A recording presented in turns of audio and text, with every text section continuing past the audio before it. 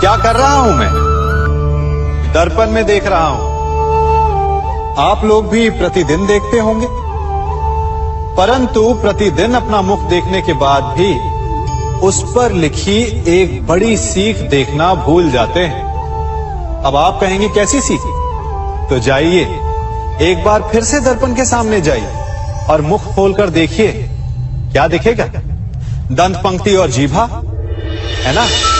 अब विचार कीजिए, दंत जन्म के पश्चात आते, एक नहीं 2 बार आते, परंतु मृत्यु से पूर्व नष्ट हो जाते हैं। और जीभा जन्म पहले से होती है, परंतु मनुष्य के मृत्यु के पश्चात भी उसके अस्तित्व में रहती है ना आश्चर्य की बात? दंत कठोर होते हैं, जीभा कोमल, परंतु फिर भी दंत नष्ट हो जाते हैं, जीभा नहीं होती। यही रहस्य है कि हठी और कठोर लोग शीघ्र नष्ट होते हैं और कोमल लचीले आवश्यकता के अनुसार स्वयं में परिवर्तन ला सकने में सक्षम लोगों का ही अस्तित्व रहता है। अर्थात परिस्थितियों के अनुसार स्वयं को लचीला बनाना सीखिए और आपका जीवन सरल हो जाएगा। संबंध एक सहारा होता है जीवन का, और संबंधी वो होते हैं जिनसे आवश्यकता पड़ने पर सहायता मांगी जा सके, जिन पर विश्वास किया जा सके कि बुरे समय में वो हमारे काम आएंगे।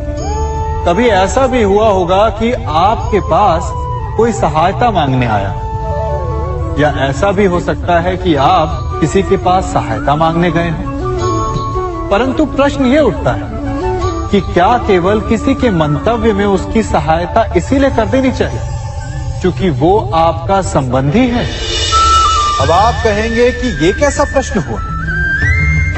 तनिक सोचिए, एक अस्त्र बनाने वाला जब अस्त्र बनाता है तो ये अस्त्र किसको देना है उसका अधिकार उसी के पास होता है। वो चाहे तो ये अस्त्र किसी को भी दे सकता है, वो एक सैनिक को भी दे सकता है या एक डाकू को भी, और यही अस्त्र 2 भिन्न कार्य कर सकती है।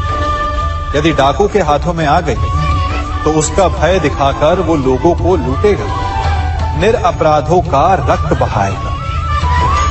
सहायता करने वाले की भी अवस्था ऐसी ही होती है। इसलिए किसी की सहायता करने से पूर्व ये विचार कर लेना आवश्यक है कि किसे क्या, कब और कितनी सहायता देनी चाहिए कि उसका दुरुपयोग ना हो। यदि आपकी सहायता से कोई अधर्म हुआ तो उसके उत्तरदायी आप ही होंगे।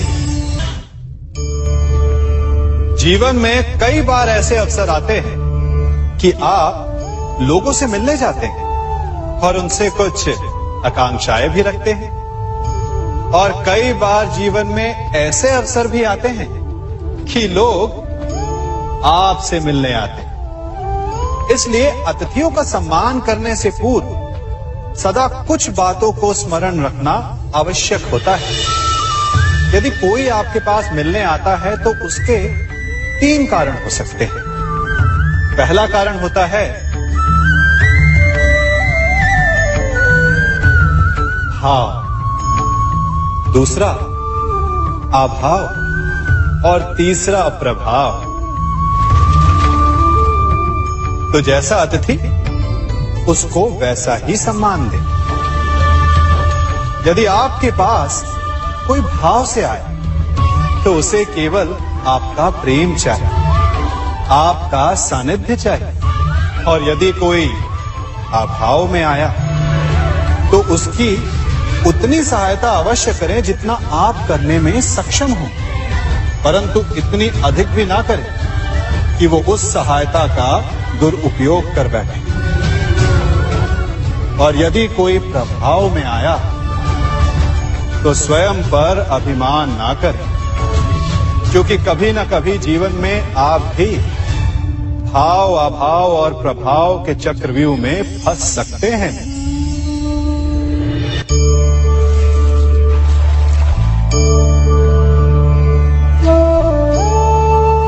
यदि जल को मुट्ठी में कसकर बांधें, तो जल कैसे अपना मार्ग बनाकर निकल जाता है?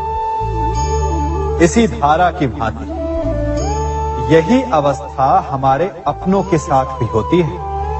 अधिकतर हम जिनसे प्रेम करते हैं, हम सदा उन्हें अपने समीप रखना चाहते हैं, स्वयं से दूर नहीं होने देना चाहते।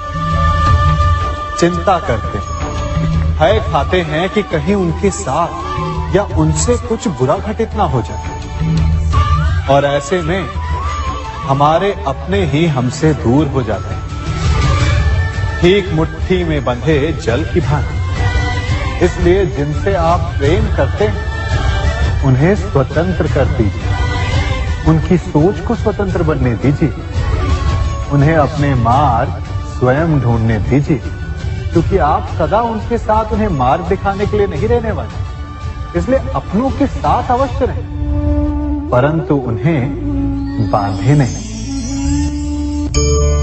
जन्म के पश्चात बालक जब पहली बार अपने नेत्र खोलता है, तो उसका मन उत्सुकता से भरा होता है कि ये संसार क्या है, उसे क्या दिख रहा है। ये उसके जीवन का नया आरंभ होता है। परंतु जैसे हम धीरे धीरे बड़े होने लगते हैं, अनुभव अर्जित करते हैं, हमारे मन की उत्सुकता, हमारे जीवन का चाव होने लगता है।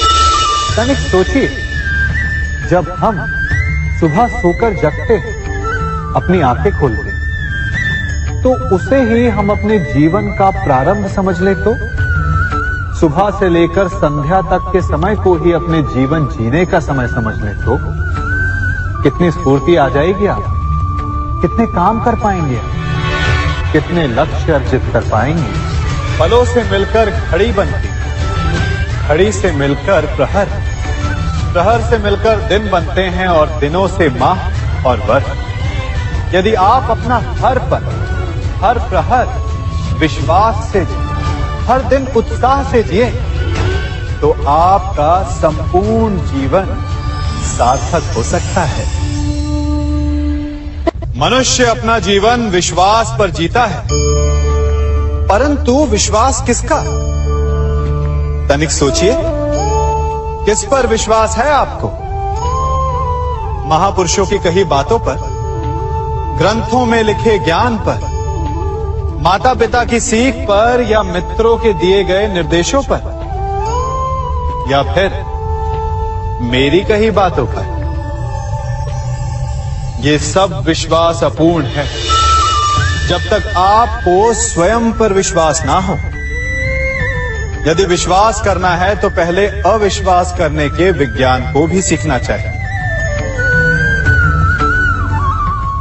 आप किसी की बातों पर विश्वास न करें, आप अपने मन से पूछें, अपनी अंतर आत्मा से प्रश्न करें, और जो उत्तर मिलेगा वही सबसे उचित होगा।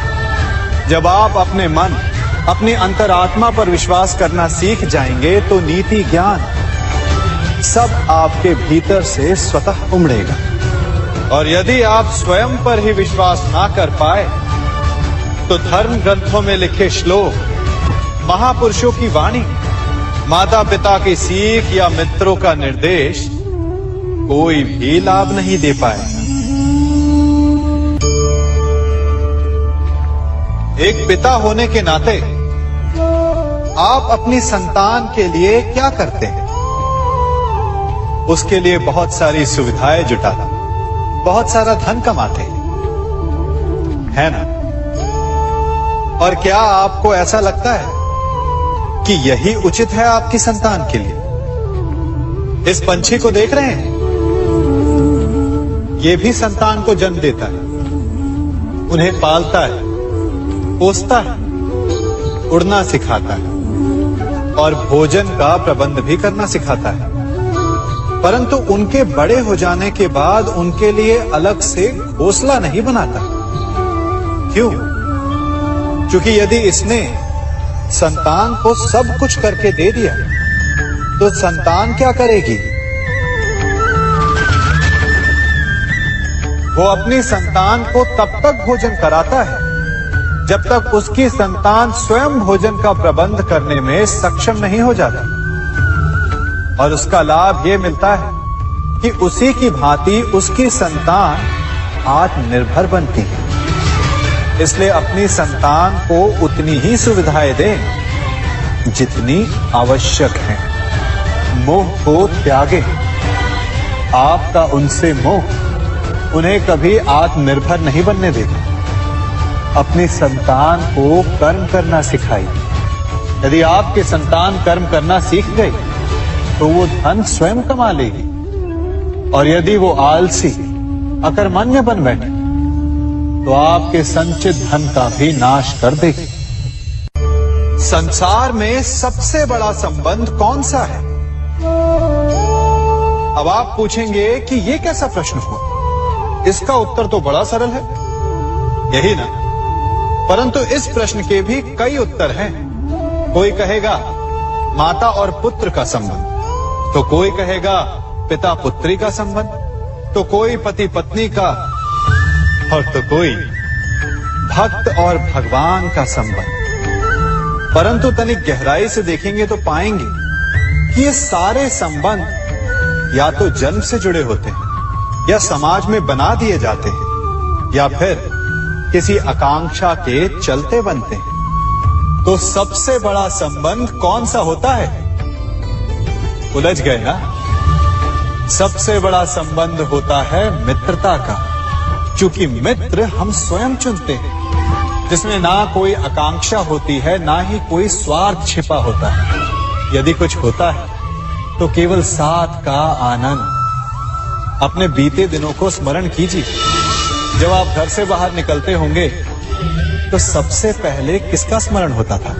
मित्र का।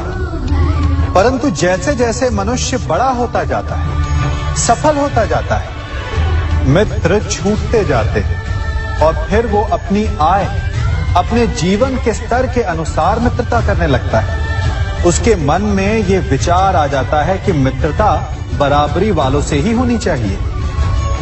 यही सोच अनुचित है, क्योंकि मित्रता बराबर वालों से नहीं होती, मित्रता हमें बराबर करती है। इसलिए नए मित्र अवश्य बनाइए, परंतु अपने पुराने मित्रों को भूलिएगा मत।